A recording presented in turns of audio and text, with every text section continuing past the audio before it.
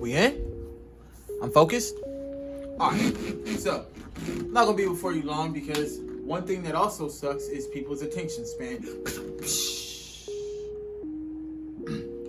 Now, clearly I'm not gonna be able to move because this bed squeaks. The reason why I say Christian marriages and not all marriages is because I'm a Christian. And that is what that's the only thing I can speak to. I can't speak to two Muslims that get married or to two guys that get married. I can only speak to my marriage and my type of marriage of what's supposed to be. Now, the reason why Christian marriages suck to me, what the heck? Why? Bro, it's so insane to me, right? Like, okay, so you have bachelor parties, you have all this, you have these conversations where, you know, the big homies or whatever, they pull you aside and they might, hey man, congratulations, but marriage is hard. The statement marriage is hard is so broad that you can keep it. It's so broad that it just goes off my back. Marriage is hard. These are the details you have. When it comes to anything else, like, you know, we'll go in details about maybe supporting the family and that being important. We'll go into details about like sex. You know what I'm saying? Once the honeymoon, before and after, you know, you gotta do you giggle and yeah, we talk. So you're willing to tell me about the secrets in the bed. You're willing to have those conversations, but you're not willing to have the conversations about how you're so deeply in love with my mom, or you're so deeply in love with your wife, but there was still temptation at the workplace. How so-and-so was still fine. How there is no switch that turns on and off. How there's going to be some days where you think you're so right, but you're wrong. You don't want to tell me those details about how so-and-so texted you and still kept it a secret because you know you weren't supposed to be texting. Like, we don't want to tell each other these secrets because we'll go so far as long as we can still uphold an image of perfection. So marriages have sex, so that's cool. That might get a little weird, but it's cool because it's still a perfect marriage. We want to say stuff like marriage is hard because that's an obvious thing. You have two completely different people coming together, so that's obvious. There's going to be things that people argue about that are ridiculous. Tissue paper and da-da-da-da. But we don't want to talk about the hard things. You don't want to tell me that you guys almost got a divorce. You don't want to tell me about the time that you walked out and you left for a little bit because it was just a wrap. No. You want to tell me about the dumb stuff. Bro, keep it a buck with me, dog. Like, we have to keep it a bean. Like, this is why marriages suck. You start going through a hard time, start looking crazy, and then everybody start coming in with these stories. Yeah, man, well, don't think you the only one. What you mean? Why? Why would you wait till I get here to tell me? Imagine this. Imagine if you told me about struggles and details about marriage before I got to them. So that way when I got there, the thought of it being, dang, there must be something wrong with us, doesn't even occur. Like, it's like, oh, well, so-and-so kind of warned me that I'm gonna feel inadequate as a husband. I'm gonna feel inadequate as a father sometimes. I'm not always gonna have the answers. See, that's one of the crappiest feelings in the world, when you start to feel like there's something not wrong with just your marriage, but it's just like not wrong with marriage in general, but your marriage. You start to think that, oh man, it's us. Nobody ever told us about times like this. Gotta be us. Help.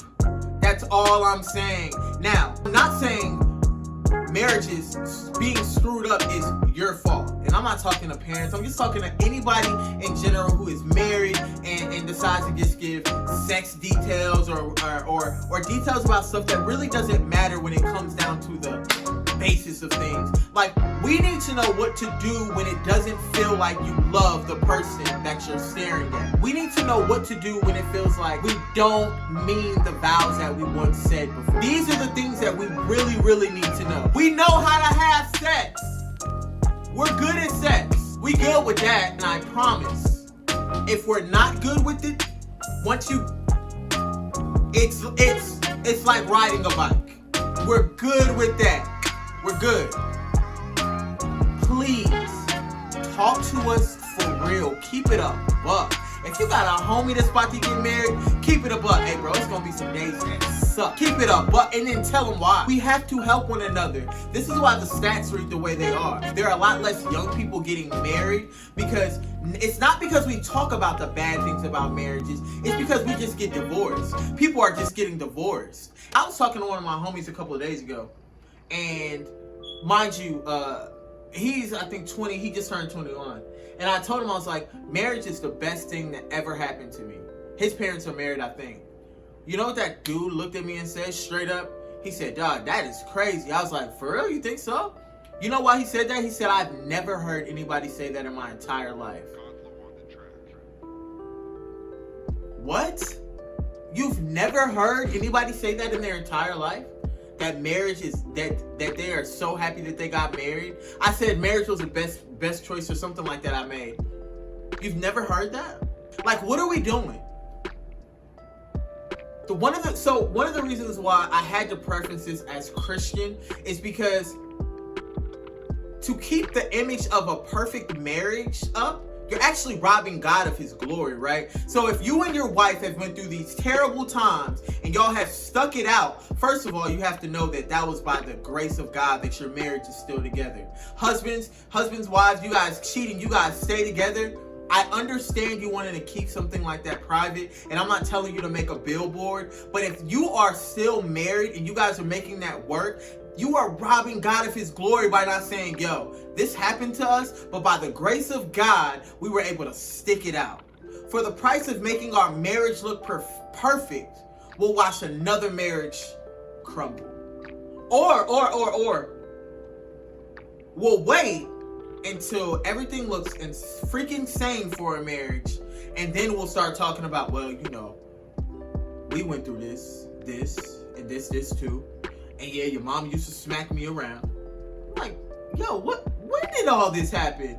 And why are you telling me now? Bro, you know how much easier it is to study for a test before the test? Why would you wait for me to bring a failing grade home first? Like, why? Why, bro? It's like a blood in, blood out thing. Is this a game? Like, you gotta wait for me to see blood. You gotta wait to see bloodshed first. It's like, I need to see blood in the water first. He gonna have to get it out the mud. Like, why? Just talk to us. And couples, young, old, when you're first getting married, listen. If you have somebody that's willing to talk to you, listen. Don't just always answer, well, we're in love, we're never gonna go through that. Listen. Open your God-given ears. 2 of these, 1 of these. No matter what your circumstances are, like my circumstances, I can't blame everybody around me for not giving me every detail about their marriage. There's books, there's sermons online that I could have looked up. There's so many things that I could have done before I literally screwed up my marriage. Yeah, there's no way to shift blame. God would not put you in a position where you sinning or not sinning is solely relying on somebody else. That's not ever gonna happen. That's not what I'm saying at all. What I'm saying is, God would get so much more glory. Like, we're out here talking about marriages and abstinence until marriage, but we make our marriages look like they suck by our divorce rate. We know that marriage isn't perfect. As people, right? Like, we walk around, we know your marriage isn't perfect. Now it looks like you're faking. Now it looks like it's like, I don't even want to participate. Husbands, talk to us. Talk to us men. Seriously. Tell us how society has trained us to look at our women as objects, and even as Christians, we have to shed that. Even as Christians, we have to make sure that we're looking at our wives as a worthy partner and not as a slave. Tell us these things, because we're combating them alone and we don't even know that they're there. Sometimes until it's too late. Tell us how pride is so ugly and it finds its way before you even know it. Tell us these things. I love you guys. I'm out of here. Alright, so I just finished watching the video, and there was just a few more things I wanted to say. So I threw my sweater on, but I didn't throw my pants back on. These things are not important right now, though. One of the things, well, the main important thing I wanted to say is, I'm not giving anybody an out. If you decide to get married and go before God and say vows, your marriage is definitely your responsibility at that point. I'm simply saying, let's help each other out, right? So one of the things that I mentioned in the video is reading. This is a book, I think it's going to show up backwards right now, but this is a book called The Meaning of Marriage by Timothy Keller. This book actually kind of saved my life. It literally changed my life. So the beginning of the book somehow brought me much closer to Christ, and then it actually showed me why and how it did it. This is an amazing book. This is one of the ones I'm talking to you guys about. So yeah, it's nobody else's fault. If you decide to get married, it's not anybody's fault. It's not anybody's responsibility to keep your marriage up. I'm simply saying, as brothers and sisters, let's keep it a buck out of here. Legal jargon, legal jargon, legal jargon, legal jargon, bop, shit it up, bop, shit it up, bop, peanut butter, just come, peanut butter, just